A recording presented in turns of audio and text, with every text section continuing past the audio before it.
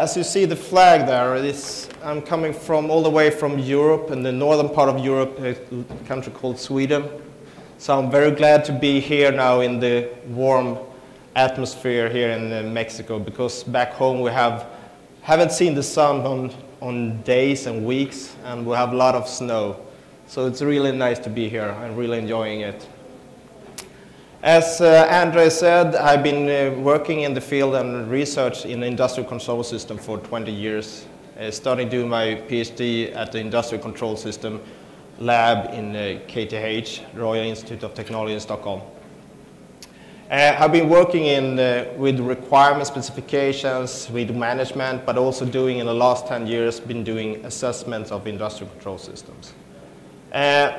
But I first would like to say this is a disclaimer, for this talk will not be a very technical one.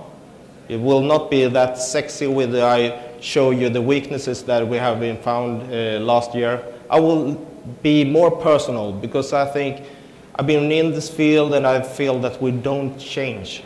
I still have this finding a lot of the weakness that I found 10 years ago. So that's why I will do this presentation. I will talk about that in another way. So, and I also would like to share my thinking. I would like to have your opinion. So in the end, if you have your mobile phones or could interact with me, you will welcome. I will give you a code in the end of my presentation. So if you go to that website, www.govote@, and then I will bring you a code later on, and I would like to have your opinion. Okay. So, my talk, I will divide it into 3 parts. The first part, I will talk about some kind of the background, what we all know already, that there are a lot of weaknesses.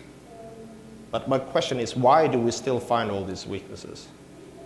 And then I would like to do some reflections, because I've seen research, actually more psychological, on how humans react on what they have, their knowledge, their experience, and what kind of decisions they take. I would like to share that with you. It's not rocket science, it's not really brand new, but it's good to think of when you're out there trying to convince people of doing more security.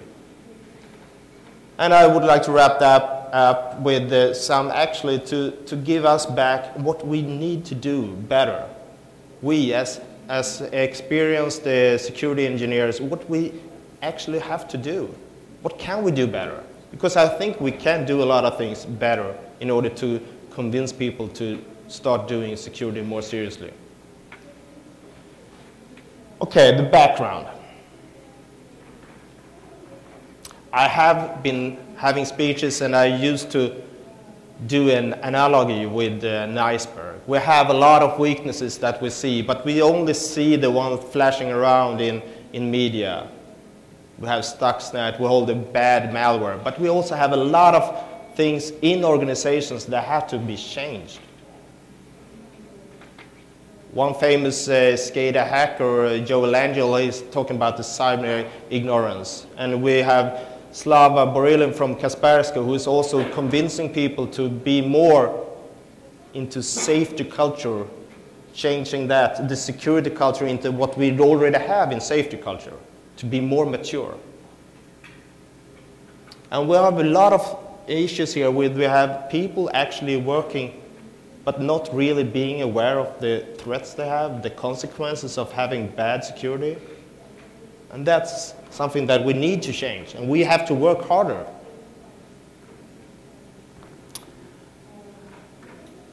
So today, when I go out having an assessment, and you have been hearing presentations earlier, they are really fail. The security isn't there. If you go out, you can own every company or every organizations, nearly. And why? Well, what kind of, I can give you some examples. You have a bad documentations. Many organizations don't have a clue of their present situation, because their organization is changing, but they also have a lot of legacy. And if they don't have a good process of maintaining the present situation, and update it continuously, they will be ruined. They will lose their control of their situation. And also, even vendors are starting to get more aware of security, but they don't have the type of experience, so they still end up doing mistakes. You can have like this industrial switch where it's very, very good. I think it's being using in planes. Well, I don't talk about that because then you don't want to fly back home. But they have been doing mistakes, how they do configuration of the separation of the virtual LAN. We also had heard that before from one speaker. So it's very easy to bypass, and really there is no security there. And other things that we have seen, that there are so many old legacy systems, they're still having bad or very old software inside them. It can be databases out of date, end of life. You have a lot of Windows XP machines with no patching. So they're still there. And you don't see the kind of driving force for actually changing this. And also, when they do major procurement projects, this is actually, this picture on the right here is from the building automation system, ventilation system for a very large data center. The data center itself have a lot of security issues and very high availability, but the building automation system for this one, it sucks. So just going out for this building automation system, you shut down the whole data center. And you see this all the time. How come? Why? And now we will see all these kind of weaknesses, the vulnerabilities are getting more and more public. I mean, it's open for even those that want us bad to really know that these systems have these backdoors, have these weaknesses, and you can actually remotely. That's something that we share here and we know about. But when you go out to industrial organizations, they don't really understand this. And they don't really understand that this is actually making the threats and the risk for them much higher. So, and we have been talking about this, that the SCADA and industrial control systems, they are insecure by design. There are many people who have been talking about that, with Michael Tucker and at the Gildan, they have been showing this, they're having this base camp, showing the weaknesses. So this is true for us, but still we have a lot of equipment out there. And John Matherly that mentioned earlier, our absent friend who couldn't make it here. In October we had the first annual Industrial Security Summit in Stockholm. I invite you all there. This we will have this year, October again. He did this map for this conference, where actually he'd been scanning all the industrial control or very many common industrial ports on the internet. So we find them there. But do people have them, do anything about it? Another guy, Dan, did a mass scan of VNC servers on internet. And he laughed about this picture. I didn't laugh because this is a Swedish industrial production system of caviar, not Russian caviar. This is a very common caviar that everyone have on this table, on the breakfast table, but they are there. Why? But people don't really talk about this, even when you confront them. Well, this is not our production system. Well, we have control of this. No one really open up. Well, this is a mistake. We shouldn't be doing this. We shouldn't be up on the internet. So people don't really share their experience, and the management and the decision makers still think that this is no issue for them. So my reflection. do people suffer from some kind of illusion of they're very confident that they are secure? Or is it just some kind of lack of knowledge? Or is it both? Okay, knowledge. What is knowledge? I had to look in the Oxford Dictionary because so we can end up. The knowledge is you're having facts, information, and skills to understand the subject. Okay?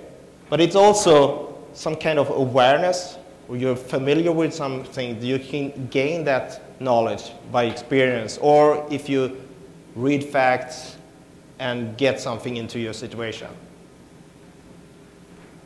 And experience, what experience? Well, if you have practical contact with an observation or fact, or you see the events, that leaves you an impression.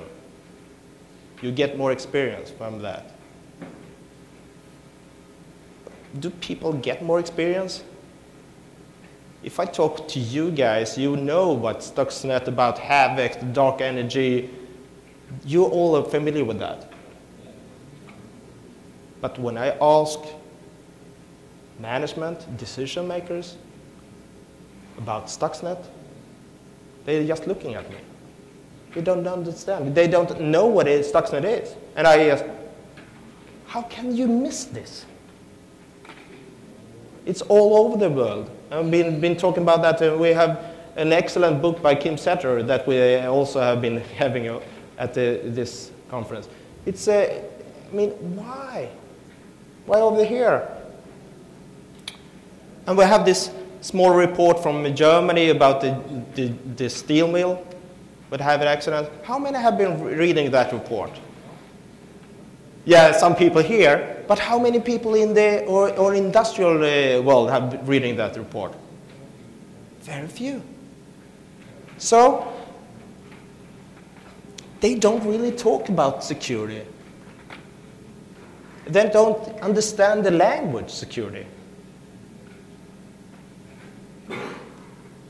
So why do we fail to change? Because they're feeling very confident that they have this firewall, so they are protected.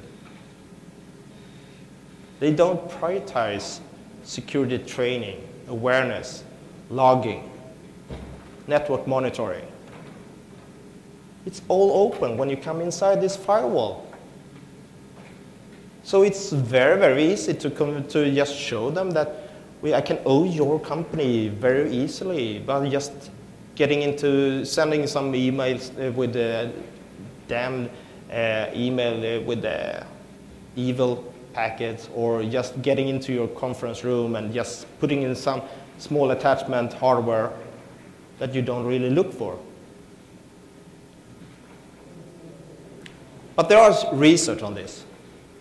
And that's why I find this rather interesting. There were two guys, David Dunning and Justin Kruger.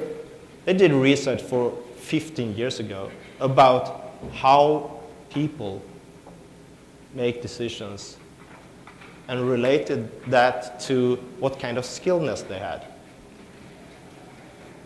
And the title of the paper, I really think you should read the paper, download it, because it's very amusing. Actually, the thing that they started to study this was at a robbery in 1995. A guy actually come in and robbed a bank, and he was caught on the videotapes, and so he was arrested like in the evening because this tape was just rolling the news. And when he was caught, he didn't understand. How did you manage to see me? I had rubbed my face with lemon. What? Well, you know, lemon, you use that for transparent ink and stuff. You can't really see me on the videotape. Really stupid. But he wasn't aware about that. So they come up with this Dunning-Kruger effect from their research. And the Dunning-Kruger effect is actually like having, if you don't know anything, you have a big confidence. you know it all. But when you start learning and get more experience and more knowledge from the field, you know that you're not that sure anymore. But then you're getting an expert, you know more, and you're more confident in your thing. But you're not really sure, and you start to underestimate your confidence. You're actually better than you think you are. So they come up with this thing that actually, if you're unskilled, you have two burdens. One is that you make erroneous conclusions and make unfortunate choices, but you're too incompetent to realize that. I don't say that our decision makers and management are totally incompetent, but they are maybe not that, have that knowledge about security. Another way of seeing this is that I used to print this curve, the path to all knowledge. How do we get knowledge? Well, if you look at the red curve is how much I think I know. And the blue curve, how much I actually know, what I think that, and how much more I realize there is to know. And that's why also, like with expertise, we also realize there are so many things more that we could understand. So then why we underestimate our confidence. We try to be more polite of what we really know. So that's also something that makes this red curve in the beginning, in the middle here, that we are really a hazard, because we think we know the things. And we make decisions that are not really that good. And together with data that are not really complete, we make assumptions that are really not good. We can't analyze that data. We don't have the present situation. We don't really know what the consequences are, and we still make decisions. Other research from Gartner, for instance, have been showing the maturity level of security, and you see a lot of organizations are having very low maturity. And having a low maturity, you don't have that experience. And you're also seeing that Dunning-Kruger effect could also be infected here. So to conclude, I think we actually need better communication. We need to do more. When we do find these sexy weaknesses, bad USB or other things, we have to be better to communicate what the consequences are. Because the management decisions makers are focusing on the effectiveness of their business, on earning money. And we are sitting there and finding all the weaknesses. But we have to do more, because otherwise we end up in this cold water. And we do that often. But we have to do more in order to keep us from not getting into this cold water, especially when everything is getting connected. Like Sergey mentioned, the smart grid. I'm also very, very afraid about that smart grid, because there will be a lot of weaknesses there. So in summary, there are technical weaknesses. That's just the tip of the iceberg. And the situation will definitely get worse before it gets better, because the changing rate of the knowledge and you earn is very slow. And the weaknesses we find are increasing and rapidly exposed. So, and people also are rather inexperienced, so we must help them. So what can we do? Well, industrial organizations need to become more aware. They need to be more aware of their present situation and how the consequences that they have if they have all these vulnerabilities. But we as security experts also need to be better. We need to do more. We need to share information, and we also need to collaborate more. That's also why this SAS event is very, very important, to get more network. Okay, I promise you also that I would like to have some interaction with you. Because even though You can contact me later on by Twitter or email or anything like that. I would like to appreciate that, and I will be around here for the conference. I'll also have this situation. You can actually go to govote.that and put in this code and do some feedback for me while I can present that later on after the lunch break. Okay, thank you so much.